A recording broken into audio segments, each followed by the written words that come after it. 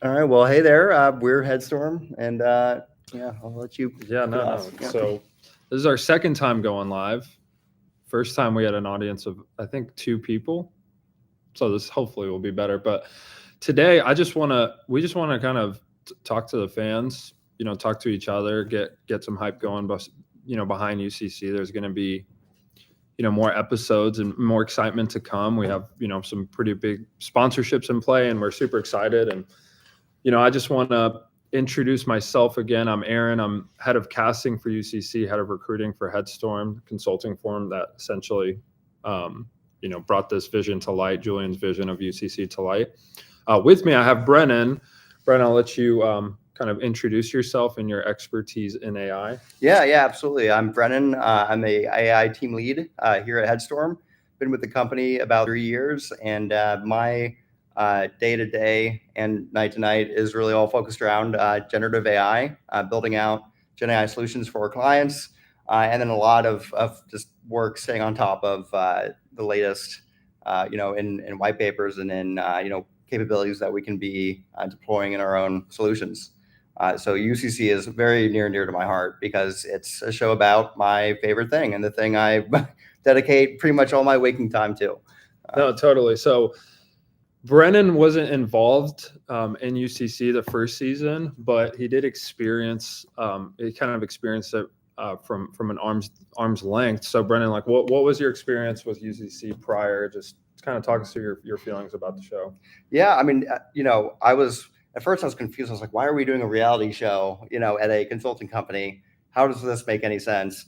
Um, and I think it was at the like the first showing you guys did, and the premiere. It's the best party in Dallas, and it's such a good time that after that, I was like, I would love to be more involved with this. And then I think by UCC 3, I was able to dedicate some time and be more involved. And man, I loved it end to end. The whole production process. I'm not in it, but I'm some of the confetti launched by me hiding behind a wall. So I like to think some signs of me are in there. No, totally. Yeah.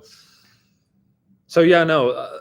Brennan wasn't involved. Got to experience it from a distance. The last time we went live, we just walked through our office in Addison, where we filmed the first season. We walked through like a behind the scenes to see the coding arena. It's pretty cool, and I think that video is uploaded on the YouTube page still, so you guys could go and check that out.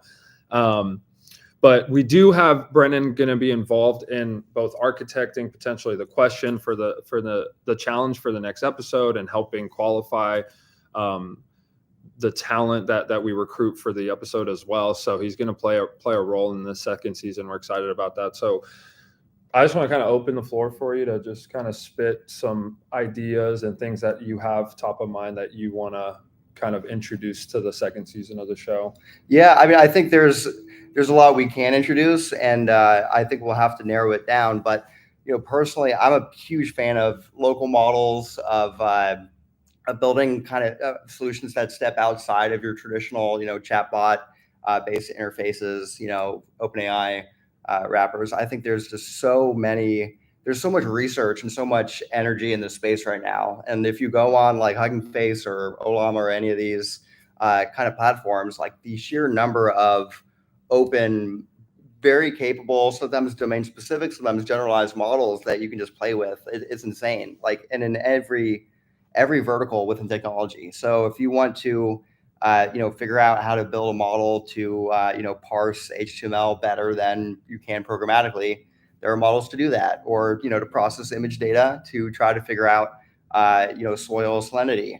And there's so many fascinating areas. Like if you look at how textual gradients in AI are used to optimize radiological dosages for cancer patients. Like there's so much happening in this space, and I think a lot of what the public just sees is chatbots, Yeah. images generated of celebrities looking silly, and I really would love to make this an opportunity for us to show like, hey, like there's so much more happening here. There's so many more application spaces, so many more novel things we can do, and I think this is so exciting for me because we're at this time where finally we have a chance to break free of a lot of the traditions of, UX, of software, of user expectations. And UCC is the perfect kind of experiment, lab to do that in. Yeah, no, that's awesome. As you guys can tell, Brennan loves to get super in the weeds with, the technical nature show. And we do have some people viewing kind of in the chat. So if anyone has questions, go ahead and fire them off in the chat and we can kind of address some of those questions as well. But let's kind of peel it back a little bit too, Brennan. So you got pretty technical there, obviously being a technical guy yourself, but for just the everyday kind of person, why is the UCC show a good, introduction into technology? What about the show is almost like educational for everyone, not just for people who are technical? Yeah, that's a great question. I think it's a mix of, it's familiar in the sense that it's filmed in a very comfortable format, like a reality show. Like I'm a huge Chopped fan, and I get the Iron Chef is the reference we always go to. To me, it's Chopped, and so it's filmed in a way that's very accessible, but the things covered are a lot more new, and so it does a good job of mixing new information, new ideas, but in a format that's very consumable, very easy to understand. My mom is not a technologist and she loves UCC, and a big reason why is she can consume it and understand it, and it'll make sense to her. Totally. And so I think I'm so stoked about just taking that to the next level of like, all right, you ain't seen nothing yet. We've done some cool, apps that use chatbot kind of interactions and functionalities, but there's a lot more we can be doing. Cool. Yeah. So it looks like we have a question. What kind of contestants are you looking for season 2? So, season 1, we really, we're trying to rally behind this concept and idea of a show. So it was really kind of touching our networks and trying to get them to follow up and rally behind our concept of this like hackathon challenge cooking reality show concept. And we got some pretty awesome contestants, former Headstormers, current Headstormers who contributed. I think this season we want to just open it up and anyone who's really like an AI enthusiast. Obviously having a technical degree or a background in engineering is beneficial because it's going to help with a more sophisticated presentation and solution in this competition. Like we want people who are confident in their work as well. But if you're just like an enthusiast of AI and you're really obsessed with it, like that's going to make you a good contestant for the show, right? It's just about, showcasing your solution oriented kind of, creative mindset. There is some pressure, right? Being behind the cameras. I think for most engineers, they're not often behind the cameras and they get, a little nervous about that, but we keep it very like casual in the office. Like Brennan mentioned, on one wing of our office, or Brennan mentioned this, but one wing of our office is the coding arena. On the other wing, we have our staff, our engineers at Headstorm working. So just based off of your experience on like, just watching us film the show, like what do you think about the cameras and like how is the environment overall? Do you think it's stressful, stress-free, or like what's your observations? I think it's stressful for the contestants and for Julian's team. I think it's a blast for everyone else. Yeah. It is. I love filming days. They are so much fun. Everyone's running around. It feels like you're on the set, of like a movie or TV show. And there are, people with all this gear running all over the place, shouting into radios. I don't know if I've seen that, but I feel like I have. So just, it's the energy, it's the enthusiasm. And then I think, what's one thing that was so much fun about the last couple of UCCs is just like the sense of community, that you get with having like, cause we have this killer wing of the office. That's our, what do we call it? The coding arena? We call it the coding arena. Yeah, the arena, right? But like, the arena is empty when there's not, a match going on, in it. And so it was really lovely. I think just having such a big community, outpouring and just so many people, showed up, and it made me really proud of, what we were doing to just, build connection, build kind of a real space for ourselves, both not just, digitally and in the technology space, which we've been doing, but also like locally. No, totally. And, The contestants are always nervous prior to the shooting. The judges are also nervous. I mean, these people have 20 plus years of experience in the world of technology, but when you turn a camera on, I think a lot of people get clammed up. Even going live here, it sometimes can feel awkward, but there really are no losers of the show, right? The winners of each competition, they get a $5,000 check and a grand prize, the belt, the Ultimate Coding Championship belt, and an opportunity to participate in future episodes. But everyone who participates in the show benefits because they get a lot of just really cool content. They get a different type of experience. They get different types of connections. We've had contestants, get jobs because of the content coming out of the show. We've had contestants get jobs because of relationships they built with judges on the show. It's a recruiting tool for everybody that's involved, not just Headstorm, but really everybody that's involved. The judges, the moderator of the show, Julian, who's one of our producers, Madison, who's one of our producers who does some of the marketing behind it.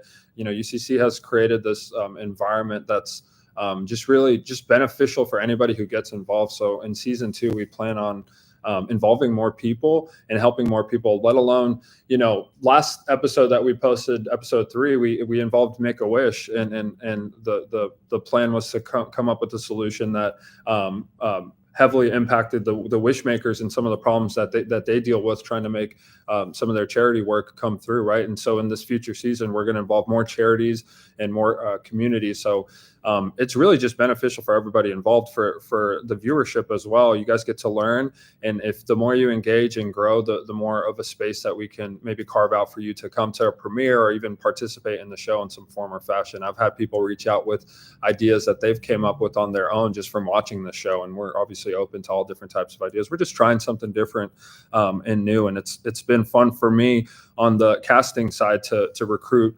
people and watch them, have doubt initially in conversations. Hamdi, who won the 3rd episode, is a friend of mine, and I've known him for a long time, and I've known he's always been super capable. And I recruited him hard for the 1st episode, and he was like, "Man, I don't know this. I'm not smart enough. I'm not good enough." He didn't do it. And then the 2nd episode, I tried again. He was like, "I just don't know. It's just not in my wheelhouse." And then he, eventually convinced him to come into the 3rd episode, and he did such an amazing job. And you guys should go watch that video, and he ended up winning. And it just showcases that, that doubt that you have is kind of just in your head. And when you put yourself out there, good things can come. So it's an exciting opportunity to showcase yourself. The content that comes out of it, like I said, is just awesome. Julian and Trey and their team do a really good job of creating profiles for you, and essentially creating a digital footprint that might maybe not exist from other hackathons or prior, like just outside of work, outside of the norm things that you can do. So I'm obviously a big advocate for it. Brennon's a big advocate for it. We're going to do these live streams often, just kind of some of them planned, some of them just random. We obviously want to see more engagement, people kind of question, Q&A sessions, and anything really. We're just trying to just grow this audience as much as possible, and we're doing everything possible to do that, right? So feel free to like, subscribe, comment, anything that you guys want to do to do all that social media stuff. It's not in my ring that bell. Ring that bell. What bell? Yeah, whatever it is. Any last kind of comments before we close this? Yeah, I think I'll say, like, just to add on to what you were saying, that's one of the most fun things about the premiere is seeing the effect that UCC has had on the contestants. And, oh, wow, like, where are you working? And seeing, like, they have new jobs, they have new, you can tell it, it's had, effects in their life, which is so much fun to see. And then I think just too, on the takeaway side, like you were saying, I think there's something so unique and powerful about the fact that like my mom can watch UCC and get a lot out of it. And then I'm watching UCC as it's happening. And like, I'll run and grab my tablet to take notes, because I'm like, I spend a lot of time looking at AI-based tools. There's still some I haven't heard of that are pretty cool. Yeah. And so like, I've had takeaways, and that's so cool to me, that this really, and I think it speaks to the authenticity of, what y'all have created. But it's able to speak on multiple levels to people in just so many different ways that I think is is really special. Yeah, that's great. No, my mom also came to premieres, and the only thing she was saying the whole time was like, "Why aren't you on the episode?" And I'm just like, "Mom, follow the live streams. You'll see her on the camera on the live streams." But yeah, no, it's like I said, everybody wins coming out of the show, whether it's they build new relationships, get new jobs, they learn something. Everybody. I mean, every contestant, every judge after filming is done, and they get to see themselves. So our premieres are we've hosted them at the Angelica. We pretty much rent out a theater, and it's on the big screen. And seeing yourself on the big screen, watching contestants watch themselves on the big screen has been like a big joy for me, because it's just such a cool thing that you don't really see often. The judges as well, who've done a lot of and accomplished a lot in their careers, it's just so different that they light up too, as if it's the first time experience something for them as well. So it's just everyone's confidence and capabilities coming out of the show just picks up, and that's why we do it ultimately, more than anything, is just to build that community, like Julian always will mention, and you'll see his content a lot, and he'll be in some of these live streams as well, and I'll rope Madison in as well. So we'll see what we can do. But thanks, guys, we appreciate it. Hopefully we'll get more people watching and engaging into the work, but we appreciate you guys. Talk to you soon. All right, thank you guys.